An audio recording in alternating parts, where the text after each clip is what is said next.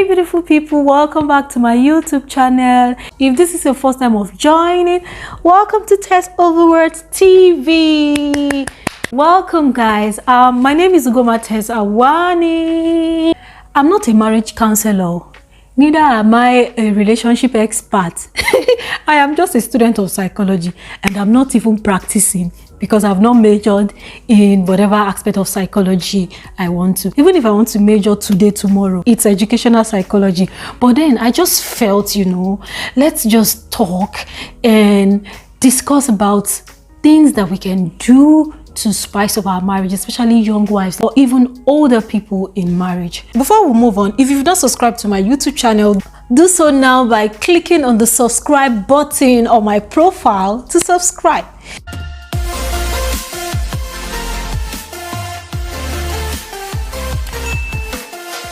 Marriage, they say, is hard work, and I'm going to be honest with you, it is. You have to put effort every day to your marriage to actually make it work, to actually make it look like, those ones you watch in the movies, right? Those ones that you like, oh, I want this kind of a thing. You have to be deliberate in your actions so you can achieve whatever kind of marriage you might have seen and wished for. Do things out of the blues. You can just wake up one morning and do something that your spouse has never even thought you can ever do before. Maybe you guys have been talking about it and he or she has told you how they feel about it, and you sense that, oh, it's like they like this kind of a thing. Just pretend as if you are not even hearing it. Then one day, just wake up out of the blues, pow, and do it. And they'll be like, wow, I don't know you can do something like that. Yes, those kind of things actually make you unpredictable. And they'll be like, wow, so this woman can actually do stuff like this. Me that I'm talking to you like this, I'm not a spontaneous person, but I've tried to learn. Remember, we were talking about things to do to spice up, okay? It doesn't mean that the relationship is not strong or beautiful. But we're just talking about things that we can actually do, to spice up and add some sugar and atarodo in the relationship. So being spontaneous is actually fun, like fun, like doing things out of the blue. Good things, before you go and do something that would scatter everything. Doing beautiful things out of the blue, things that your partner, your wife or your husband has never thought you would ever do, and they'll be like, wow, you blow my mind, baby, you blow my mind. The fact that you've gotten married doesn't mean you will not start dressing anyhow. Guys used to say this thing that once ladies marry and they are in their husband's house, their momentum on how they dress and look good tends to drop. You don't want to be that kind of a woman. The fact that you are married does not mean you'll not be dressing like one ubeke. You'll not be tying wrapper up and down. Now that you're married, it's even the time you need to dress beautifully. Let that man be falling in love every day when he wakes up. Let's go back to the tying of wrapper thing.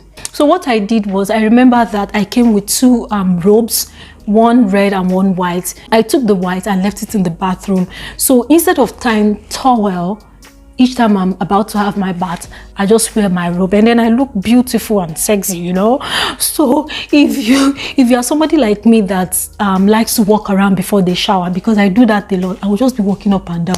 I don't know what I'm looking for. I'll go and take toothbrush, come outside from the bathroom, go in, I don't know, I'm just walking about. So if you're like me, that takes time before they shower or before they get ready, get a nice robe. So instead of tying the wrapper or tying the towel, you're wearing your beautiful robe and you can still be sexy and be beautiful around the house,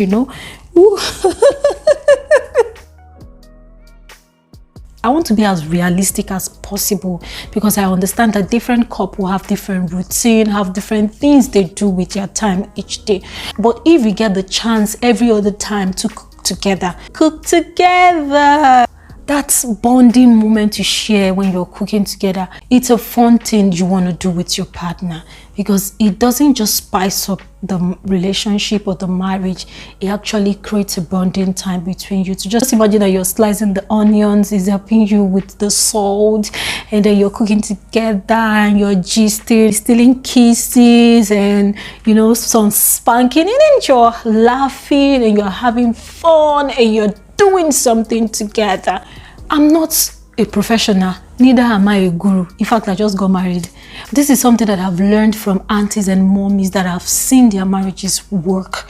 These are practical things that I've read from books, and I've seen them work for people, and I've also tried them in the few months that I've been married. And to be honest with you, it's something that you would want to try because it actually works and brings couple together.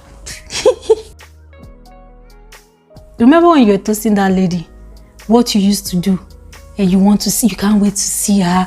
You know, baby, hello baby, can we see tonight?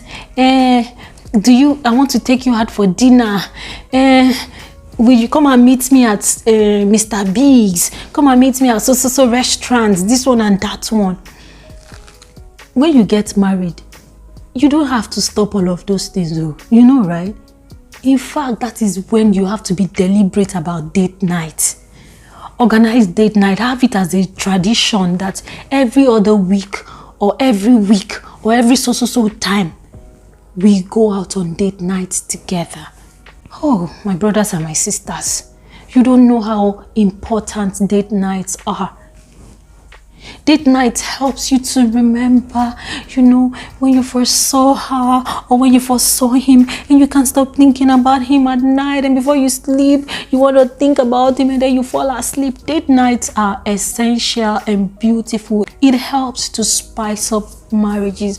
You know, people say marriages can get boring. Yes, to be honest, it can actually get boring.